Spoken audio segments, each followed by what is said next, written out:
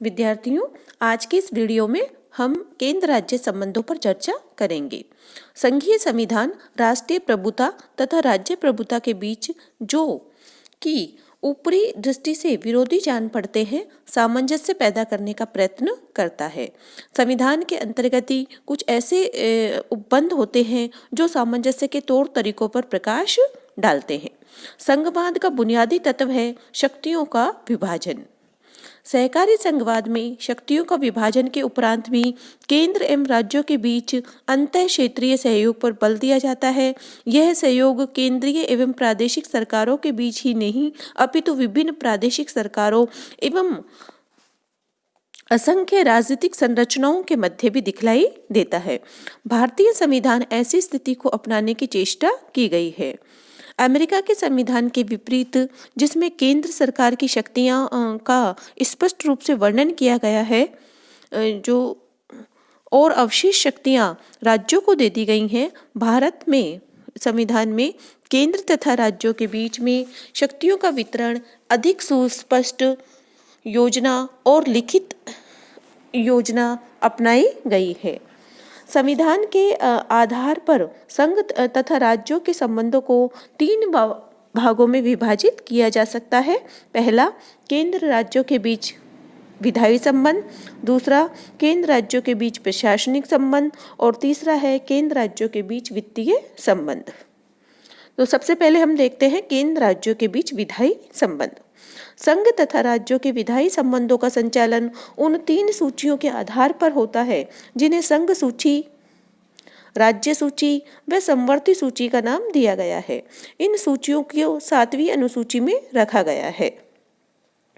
संघ सूची, जिसमें इस सूची में राष्ट्रीय महत्व के ऐसे विषयों को रखा गया है जिनके संबंध में संपूर्ण देश में एक ही प्रकार की नीति को अपनाना आवश्यक कहा जा सकता है। इस सूची के सभी विषयों में विधि निर्माण का अधिकार संघीय संसद को प्राप्त है। इस सूची में कुल 97 विषय हैं, जिनमें से कुछ प्रमुख हैं: रक्षा, वैदेशिक मामले, युद्ध व संधि, देशीयकरण व नागरिकता, विदेशियों का आना जाना, रेल, बंदरगाह, हवाई मार्ग, डाक, तार, टेलीफोन व बेतार, मुद्रा निर्माण, बैंक, बीमा, खाने व खनिज।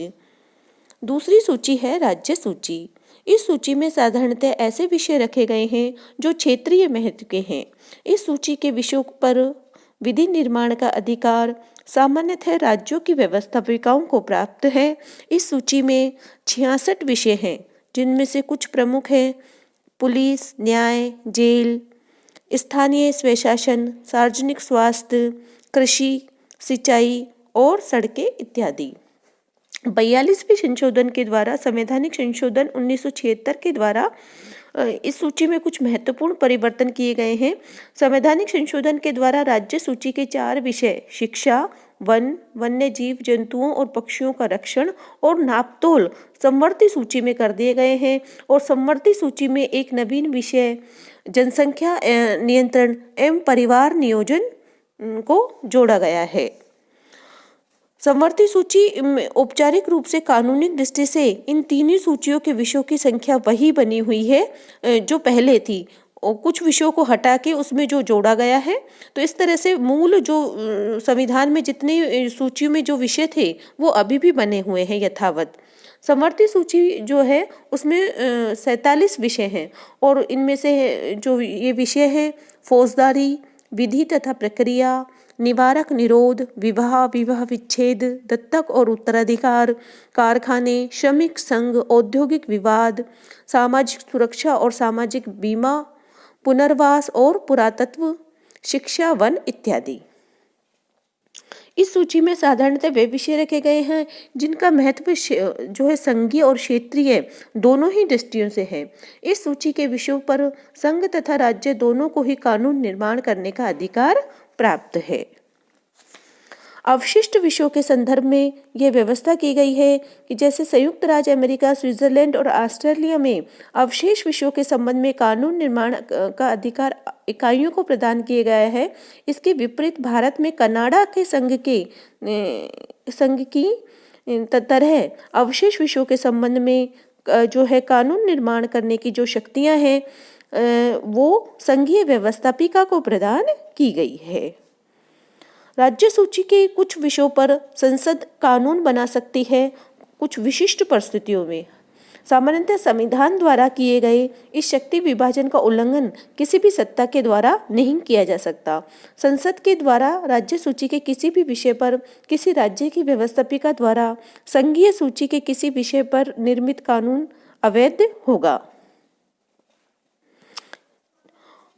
आ रहा है समझ में? यानी संसद द्वारा राज्य सूची के किसी विषय पर और किसी राज्य की व्यवस्थापिका द्वारा संघीय सूची के किसी विषय पर निर्मित कानून अवैध होगा, लेकिन संसद के द्वारा कुछ विशेष परिस्थितियों के अंतर्गत राष्ट्रीय हित और राष्ट्रीय एकता हेतु राज्य सूची के विषयों पर भी कानून निर्माण किया जा सकता है। संसद को इस प्रकार की शक्ति प्रदान करने वाले संविधान के जो प्रमुख उपबंध वो इस प्रकार से हैं। पहला कि राज्य सूची का विषय राष्ट्रीय महत्व का होने पर संविधान के अनुच्छेद 249 के अनुसार यदि राज्यसभा अपने 2/3 बहुमत से यह प्रस्ताव स्वीकार कर लेती है कि राज्य सूची में उल्लेखित कोई विषय राष्ट्रीय महत्व का हो गया है तो संसद को उस विषय पर विधि निर्माण करने का अधिकार प्राप्त हो जाता है। इसकी मान्यता केवल 1 वर्ष तक ही रहती है। राज्यसभा द्वारा प्रस्ताव पुनः स्वीकृत करने पर इसकी अवधि में 1 वर्ष की वृद्धि हो जाती है। इस अवधि के समाप्त होने के उपरांत भी वह 6 माह तक जो है प्रयोग में आ सकता है।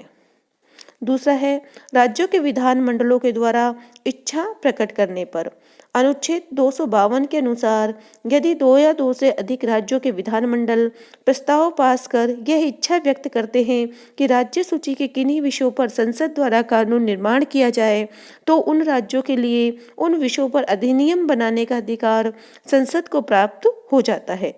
राज्यों के विधानमंडल न तो इसे संशोधित कर सकते हैं और न ही इसे पूर्ण रूप से समाप्त कर सकते हैं।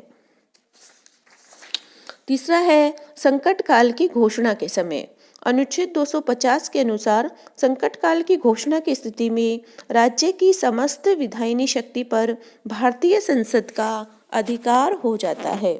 इस घोषणा की समाप्ति के 6 माह बाद तक संसद द्वारा निर्मित कानून पूर्ववत चलते रहेंगे। चौथा है विदेशी राज्यों से की हुई संधियों के पालन करने हेतु अनुच्छेद 253 यदि संघ सरकार ने विदेशी राज्यों से किसी प्रकार की संधि की है अथवा उनके सहयोग के आधार पर किसी नवीन योजना का निर्माण किया है तो इस संधि के पालन हेतु संघ सरकार को संपूर्ण भारत की सीमा क्षेत्र के अंतर्गत पूर्णतया हस्तक्षेप और व्यवस्था करने का अधिकार होगा। इस प्रकार इस स्थिति में भी संसद को राज्य सूची के विषय पर कानून निर्माण करने का अधिकार प्राप्त हो जाता है। पांचवा है राज्य में संवैधानिक व्यवस्था भंग होने पर यदि किसी राज्य में संवैधानिक संकट उत्पन्न हो जाए या संवैधानिक तंत्र विफल हो जाए तो राष्ट्रपति जो है राज्य विधानमंडल के समस्त अधिकार भारतीय संसद को प्रदान करता है। यह शक्ति अनुच्छेद 356 के अंतर्गत उसे प्रदत्त की गई है। छठा है कुछ विधेयकों को प्रस्तावित करने और कुछ की अंतिम स्वीकृति के लिए केंद्र का अनुमोदन आवश्यक है ना। इन परिस्थितियों में तो संसद जो अभी तक की जो परिस्थितियां थी हमने चर्चा करी उसमें संसद द्वारा राज्य सूची के विषयों पर कानून निर्माण किया है जा सकता है। इसके अतिरिक्त भी राज्य व्यवस्थापिका की राज्य सूची के विषयों पर कानून निर्माण करने की शक्ति सीमित है। अनुच्छेद 304 के अनुसार कुछ विधेयक ऐसे होते हैं जिन्हें के राज्य विधानसभा में प्रस्तावित किए जाने से पूर्व राष्ट्रपति की पूर्व स्वीकृति आवश्यक है। जैसे वे विधेयक जिनके द्वारा सार्वजनिक हित की दृष्टि से उस राज्य के अंदर या उसके बाहर व्यापार वाणिज्य या मेलजोल पर कोई प्रतिबंध लगाए जाने हों। इसी तरह अनुच्छेद 31 के अनुसार राज्य सूची के ही कुछ विषयों पर राज्यों की व्यवस्थापिकाओं के द्वारा पारित विधेयक उस दशा में अमान्य होंगे यदि उन्हें राष्ट्रपति के विचारार्थ न रोका गया हो और उन पर राष्ट्रपति की स्वीकृति ने प्राप्त कर ली गई हो, जैसे किसी राज्य द्वारा संपत्ति के अधिग्रहण के लिए बनाए गए कानूनों या समवर्ती सूची के विषयों के बारे में ऐसे कानून जो संसद के उससे पहले बनाए गए कानून के प्रतिकूल हो, या उन पर जिनके द्वारा ऐसी वस्तुओं की खरीद और बिक्री पर कर पर लगाया जाने वाला हो जो जिसमें संसद ने ऐसे कानून जो संसद के पहले बनाए गए कानून के प्रतिकूल हो, या उन पर जिनके द्वारा ऐसी वस्तु की खरीद और बिक्री पर लगाए जाने वाला हो जिन्हें संसद ने समाज के जीवन के लिए आवश्यक घोषित कर दिया हो, राष्ट्रपति की स्वीकृति आवश्यक है। इसी तरह राज्य सूची के विषयों पर केंद्रीय हस्तक्षेप भी किया जा सकता है। राज्यों के द्वारा यह भी शिकायत की गई है कि केंद्र जो है व्यापार वाणिज्य जैसे विषयों पर कानून बनाने लग गया है, जबकि ये विषय राज्य सूची में उल्लेखित है ना। 1951 में संसद ने उद्योग विकास एवं नियंत्रण अधिनियम पारित किया, जिसमें उन उद्योगों का उल्लेख किया जिन पर जनहित में केंद्र सरकार का द्वारा जो है नियंत्रण आवश्यक था। धीरे धीरे अनेक उद्योगों का जो है उल्लेख किया गया। धीरे धीरे अनेक उद्योगों को इस अधिनियम के अंतर्गत ला दिया गया और इस प्रकार राज्य सूची में वर्णित 24, 26 तथा 27 क्रम करने वाले विषयों पर केंद्र सरकार का स्थापित हो गया। यही नहीं, रेंजर, पत्ती, कागज, गोंद, जूते, माचिस, साबुन आदि से संबंधित उद्योगों पर भी केंद्रीय सरकार का नियंत्रण स्थापित हो गया। राज्यों के नेताओं का कहना है कि इस प्रकार के अत्यधिक केंद्रीकरण से राज्यों का आर्थिक विकास अवरुद्ध हो रहा है। तो इस प्रकार जो है भारत में साधारणतः संघीय संसद तथा राज्यों की व्यवस्थापिकाओं का कार्यक्षेत्र संविधान के द्वारा निर्धारित किया गया है, लेकिन विशेष परिस्थितियों में संघ सरकार के द्वारा राज्य सरकार के कार्यक्षेत्र का अतिक्रमण किया जा सकता है। तो ज़्यादा जो शक्तियाँ जो है वो केंद्र के पक्ष में ही जा रही हैं, क्योंकि केंद्र जो है विशिष्ट परिस्थितियों में भी राज्य सूची के विषयों पर कानून बना सकता है। अवशिष्ट विषयों पर भी कानून बनाने की जो शक्ति है वो केंद्र को ही प्राप्त है, संसद को प्राप्त है। तो इस प्रकार जो विधायी संबंधों में हम मोटे तौर पर हम देखते हैं कि जो है यद्यपि संविधान के द्वारा स्पष्ट शक्ति विभाजन है, किंतु कहीं ना कहीं केंद्र का पक्ष इसमें मजबूत हमें दिखाई पड़ता है। आज की वीडियो में हम इतनी ही चर्चा करेंगे। धन्यवाद।